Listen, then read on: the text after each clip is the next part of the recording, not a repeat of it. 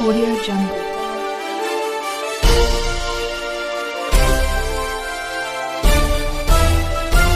Audio Jungle.